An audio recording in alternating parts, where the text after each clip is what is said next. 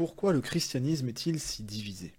Lorsqu'on regarde le christianisme, il saute aux yeux qu'il existe de multiples branches et dénominations, lesquelles sont bien souvent issues de diverses scissions historiques et témoignent de la multiplicité des formes que peut prendre la foi chrétienne. Mais une question se pose alors. Si le christianisme est la vraie religion, comment se fait-il que nous ne trouvions pas plus d'uniformité dans l'expression de la foi chrétienne? À cette question, je voudrais avancer plusieurs éléments de réponse, mais il me faut avant tout préciser que cette émission ne se concentrera pas sur les raisons historiques, au demeurant fort intéressantes, de ces divisions. Premier élément de réponse donc, le christianisme n'est pas uniforme parce que Dieu lui-même n'est pas uniforme. Le Dieu chrétien a ceci de riche et de particulier qu'il est trinitaire. Nous en avons déjà parlé plusieurs fois sur cette chaîne. Puisque Dieu est trinitaire, en lui se trouve à la fois un principe d'unité et un principe de multiplicité. Or, puisque Dieu est à l'origine de toutes choses, et particulièrement de la foi chrétienne, il n'est pas étonnant que nous y retrouvions une forte unité, nous y reviendrons, mais aussi une forte diversité. Toutes les divisions que nous retrouvons dans le spectre chrétien ne sont pas mauvaises, notamment lorsqu'elles sont dues à des facteurs culturels. Le christianisme est donc pluriel, notamment parce que Dieu a voulu l'humanité plurielle. À plusieurs reprises dans la Bible, Dieu encense la diversité culturelle qu'il crée et que nous retrouverons au paradis.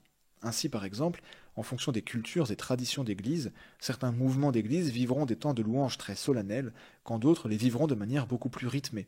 La diversité du christianisme permet l'expression diverse de la foi, de diverses manières et en diverses langues, ce qui en enrichit, je crois, l'expression. Deuxième élément de réponse, le christianisme est divisé parce que l'homme est un être fini, limité. Le christianisme n'est pas à confondre avec la révélation de Dieu. Dieu se révèle à l'homme dans sa parole, la Bible, et le christianisme est une réponse humaine à cette révélation. Et parce que le christianisme est intrinsèquement humain, il est marqué des limites et finitudes humaines. En tant que réponse à la révélation biblique, le christianisme se fonde sur celle-ci. La Bible est au centre du christianisme et les chrétiens s'efforcent de se conformer le plus fidèlement possible à ses enseignements. Oui, mais voilà, l'homme est limité et en tant que tel, il ne lui est pas donné de comprendre parfaitement Dieu et sa révélation. Si Dieu s'est assuré de rendre sa révélation simple pour ce qui concerne le moyen d'être sauvé et réconcilié avec lui, de sorte à ce que tous puissent le comprendre, certains éléments de sa révélation nous demeurent bien plus obscurs. Dans ces limites, l'homme interprète donc ces éléments plus mystérieux de diverses façons, ce qui donne naissance à différents mouvements d'Église.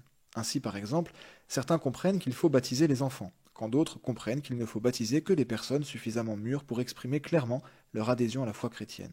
Les deux camps s'appuient rigoureusement sur le texte biblique, mais les deux ne peuvent avoir raison. Dans ces conditions, et quand bien même ils se reconnaissent les uns les autres comme des frères et sœurs en Christ, il ne leur est pas possible d'appartenir au même mouvement d'Église. Troisième élément de réponse, le christianisme est divisé parce que l'homme est pécheur.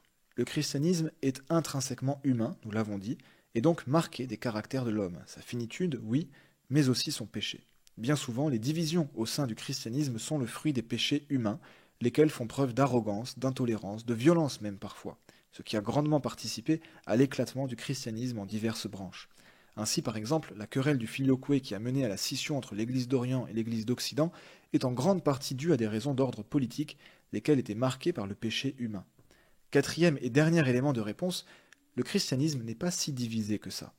Nous l'avons dit, la Bible est simple en ce qui concerne la question centrale de l'identité de Dieu, de l'étendue de notre péché, de notre besoin d'un sauveur et du moyen pourvu par Dieu pour être sauvé.